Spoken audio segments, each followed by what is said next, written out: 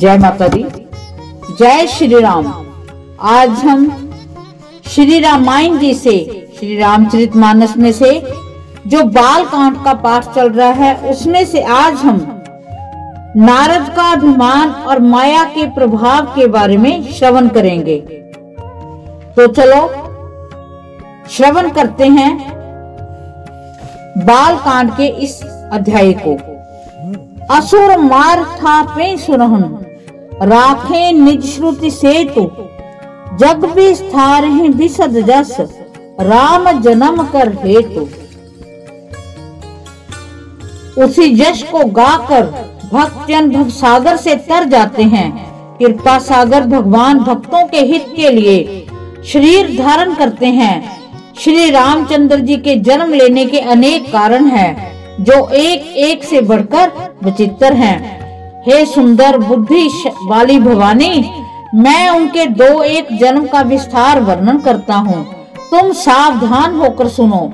श्री हरि के जय और विजय दो प्यारे द्वारपाल हैं, जिनको सब कोई जानते हैं।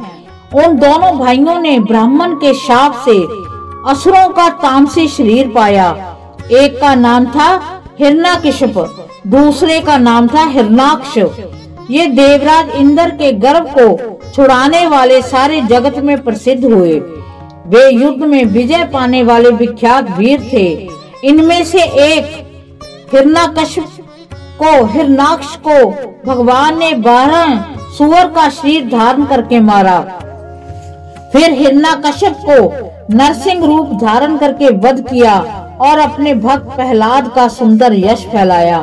वे ही दोनों जाकर देवताओं को जीतने वाले बड़े योद्धा रावण और कुंभकर्ण नामक बड़े बलवान और महावीर राक्षस हुए, जिन्हें सारा जगत जानता है। भगवान के द्वारा मारे जाने पर भी हिरण्याक्ष और हिरण्याकशिप इसलिए मुक्त नहीं हुए कि ब्राह्मण के वचन शाप का प्रमाण 3 जन्म के लिए था। अतः एक बार उनके कल्याण के लिए भक्त प्रेमी भगवान ने फिर अवतार लिया। वहां उस अवतार में कश्यप और अदिति उनके माता पिता हुए, जो दशरथ और कौशल्या के नाम से प्रसिद्ध थे। एक कल्प में इस प्रकार अवतार लेकर उन्होंने संसार में पवित्र लीलाएं की।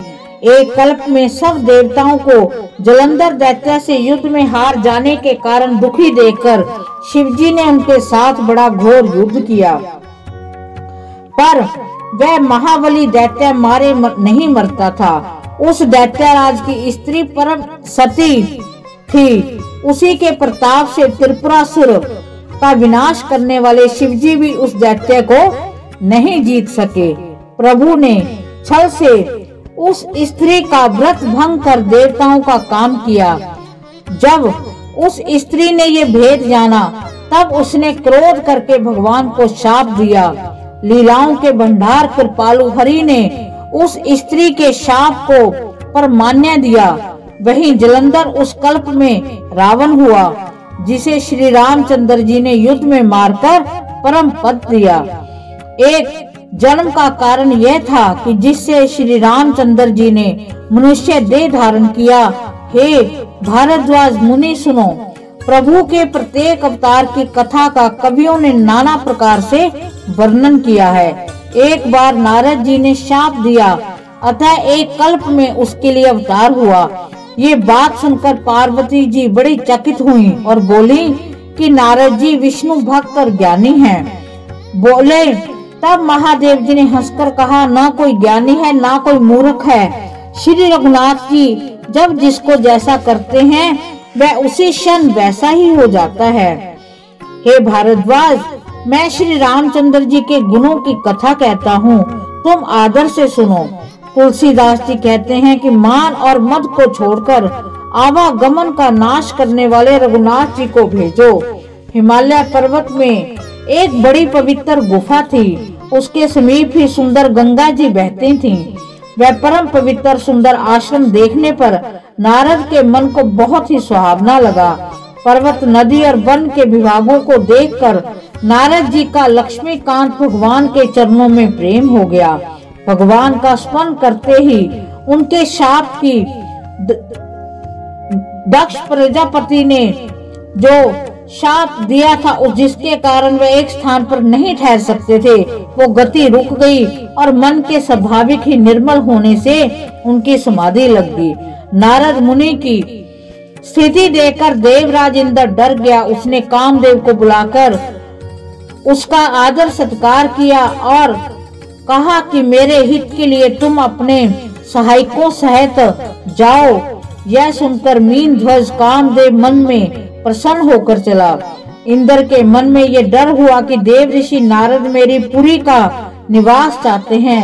जगत में जो कामी और लोभी होते हैं वह कुटिल कोए की तरह सबसे डरते हैं। जैसे मूर्ख कुत्ता सिंह को देखकर सूखी हड्डी लेकर भागे और वह मूर्ख ये समझे कि कहीं उस हड्डी को सिंह छीन न ले, वैसे ही इंद्र को लाज नहीं आई। जब कामदेव उस आश्रम में गया तब उसने अपनी माया से वहां बसंत ऋतु को उत्पन्न किया। तरह तरह के वृक्षों पर रंग बिरंगे फूल खिल गए, उन पर कोयलें कूकने लगी, भोरे गुंजार करने लगे।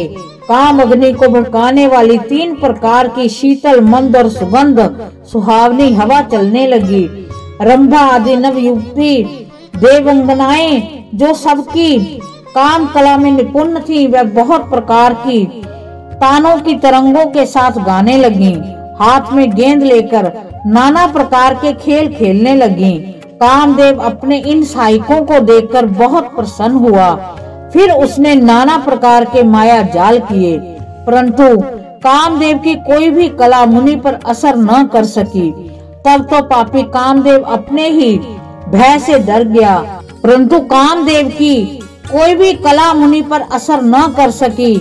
तब तो पापी कामदेव अपने ही भय से डर गया। लक्ष्मीपति भगवान जिसके बड़े रक्षक हों, भला उसकी मर्यादा को कोई दबा सकता है।